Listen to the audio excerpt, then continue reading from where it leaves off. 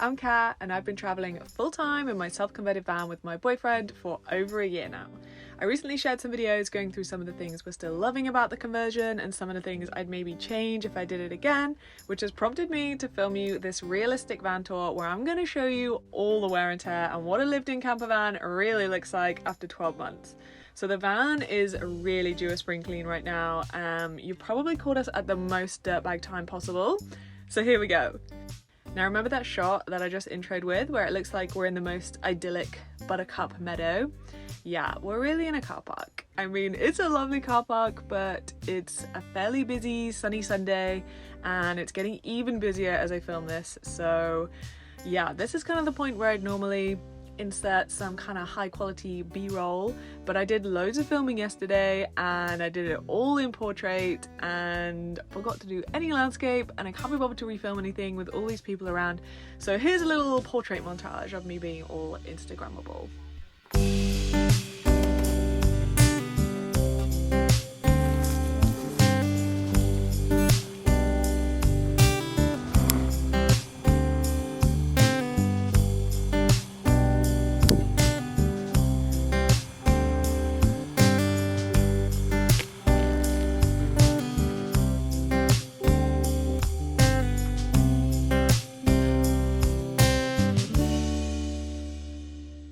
I had actually planned to do a walk and talk for this, but Mother Nature decided to be really windy just as I was about to film, so we're going with the voiceover. So this is my towel that I washed my hair with in the sink this morning, and this flapping in the wind is my flannel that I had a body wash with in the sink in my dirty hair water. Okay. The bin and recycling, as you can see, is really full. We really need to find a big bin to get rid of all of this. I did at least sweep the floor though, because yeah, this should really be a daily task, if not multiple times a day task, and we hadn't done it in a few days and it was honestly disgusting. So you don't even want to see what I swept off the floor this morning. I also literally just cleaned the hob after lunch. It does not always look like this, but I did just notice the splashback / lid, and it's disgusting. And yeah, it's just the whole surface top. I mean, we've been parked here like 2 days and just stuff is left out. Like, I didn't even put the washing up away after I dried it. Some cheap little Aperol. We're in Italy after all. The coffee, just stuff. This is Baz the Second. Who knows how long he'll survive. To be fair, Baz the First lasted an entire summer in Ireland, but sort of went on to life support through September because I forgot about him for a week, and then finally was laid to rest in the Pyrenees in October, November, where it got really cold. So pray for Baz the First. But yeah, we're eating a lot of pasta now that we're in Italy, and fresh basil, honestly, it makes pasta go from 0 to 100. Up here in these cabinets, these kind of always look messy. I tend to organise them when we do a food shop and we're really due a food shop, but they're also actually really high. It's an extra high top van, so it's actually hard to organise and even see what's in these when you're stood below them. Dare I even show you the cab? Yeah, we've only been in this spot 2 days. The cab, like our middle seat just is kind of trash seat at the moment. I even tidied this when we were in Morocco so that we could take hitchhikers, and already like 2 weeks later it's just stuff central. But I insisted on buying the biggest tagine possible before we left Morocco. I mean, they're really cheap, and I'm picturing warm, dry summer evenings with big feasts outside with all of our friends, and yeah, it had to be done. But now we just have to make sure that we keep it in one piece for the 2 months before we get back to the UK. So I think when I finish this video, I'm committing to giving the cab a spring clean. Moving on to our big old sink. Shall we see how dirty it is? It's actually not, whoops. It's actually not that bad because, like I said, I washed my hair this morning and I always give it a good clean before I wash my hair, and I have just washed up after lunch, and you can tell that I've done the washing up because the sink is clean. We're not gonna go there.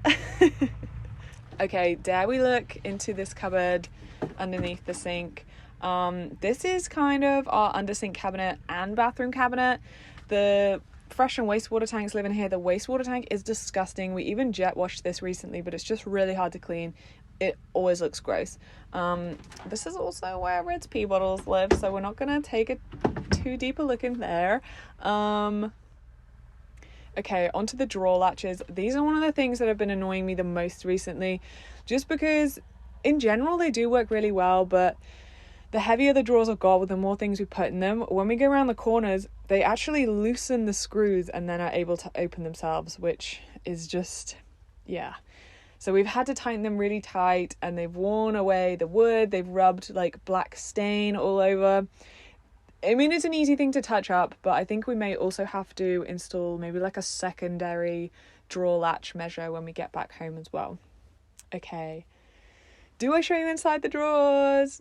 Screw it, you can see inside the drawers.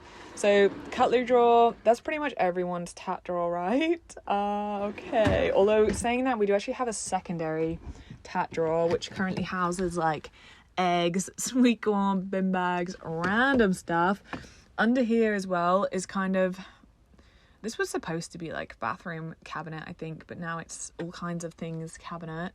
Our big old Moroccan gas canister that looks like it came from the bottom of the ocean. I have no idea what we're going to do with that when we finish it. Maybe we can find anyone heading to Morocco want a free gas canister in a couple of months. This is my baking drawer. Yes, I have a whole drawer just for my baking stuff. I mean, come on, I have an oven, and I actually have a whole social media channel dedicated just to my van bakes along our travels. So baking drawer is a necessity. That's a non-negotiable one for me. Bottom drawer, this is just like for pots, pans, plates, bowls. Like, things don't really fit in here, but it is what it is. This drawer Rid actually cleaned recently, so it shouldn't be too bad. We have 3 jars of jam in here.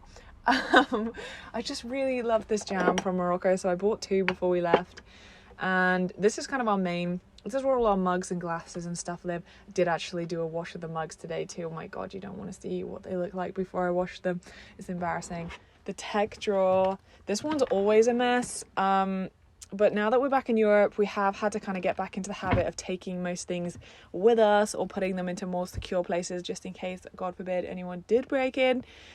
And these are our, you know, the chairs, the place that you put the clothes that are, like, they're not clean anymore, but they're not dirty enough to be washed.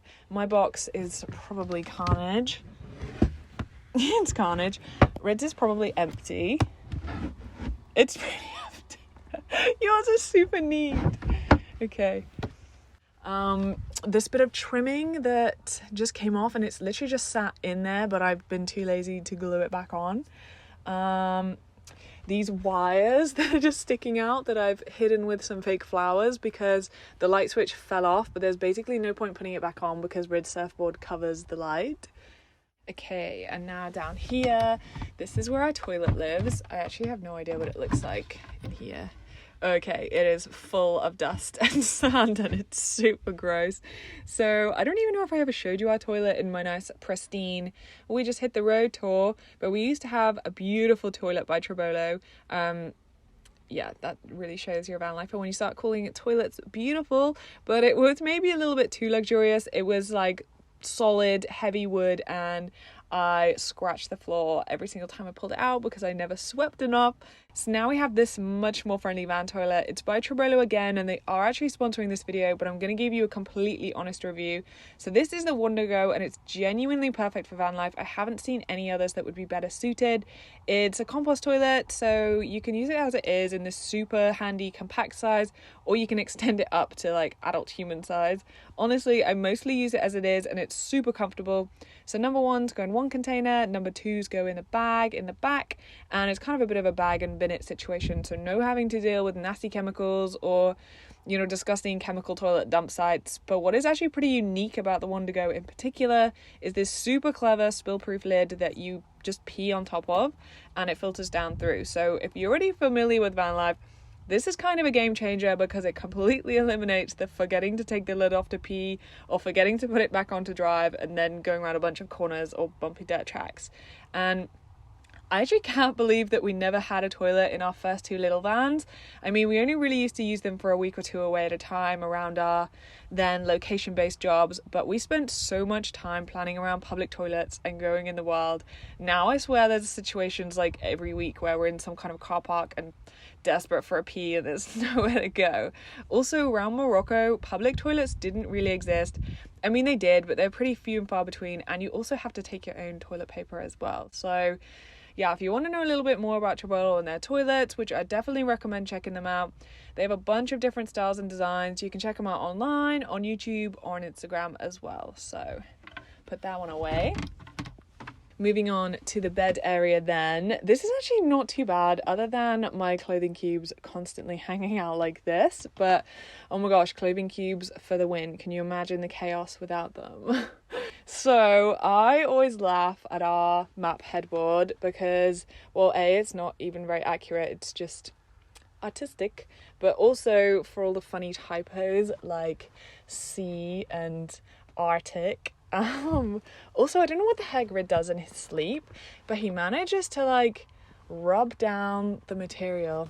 Anyway, also because he takes up all of my foot space, my feet have ended up rubbing down the carpet on the pillar, so yeah, that's not super good. My back little pouch is pretty much always full of snacks or wrappers or hairbands, but that's pretty much it. We can go around and have a look in the back if you want. That's going to be pretty messy. It's also going to be a little bit windy. Okay.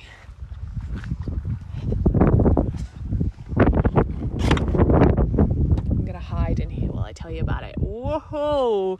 There's a bin bag waiting to go in the bin, another bin, so we really need to find a bin today. Empty water bottle because we need to go find water. Shoes that I used for, basically it's beach shoes when we were surfing in Morocco, and just a whole lot of mess. Okay guys, I think I'm pretty much going to leave the video there, although I have just noticed how messy the bed is and how much crap is on there. I'm pretty sure when I was filming this I was like, the bed's not so bad, it's a mess. And I've just noticed another thing as well. I might as well just show you this while I'm here.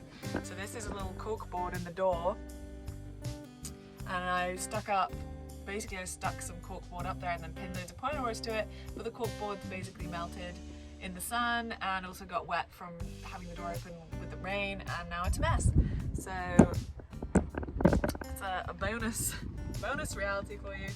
But yeah, I just hope that the next time that you're comparing yourself to other people online and on social media, you can think back to this little video of me in my van that has very much been lived in for a year. So yeah, I'm gonna leave that there. I have some other videos that you might be interested in watching though. So I just posted recently a video explaining exactly how much I spent on my first 12 months of traveling full time in the van. So I have broken down everything from the travel expenses like food and fuel and ferries and repairs, down to like personal expenses like my phone bill, like clothes I bought, like everything. So it's everything that I really wish that I had known before I set out on my journey. So that one could be interesting to you. I made a couple of videos just showing the things that we still love about the conversion, things maybe I would change about the layout. I have an entire time-lapse video of the whole build coming together. If you are a little bit more interested in the build itself, have a whole like 30-part series on my shorts of me actually building the van, plus that little pristine van tour of when we set off on the road. So there's loads of content if you are interested in my van and like other bits and pieces. So yeah, go check out those. Hit subscribe if you've liked this, because I'm definitely going to try and start posting more videos here, and I'll see you soon.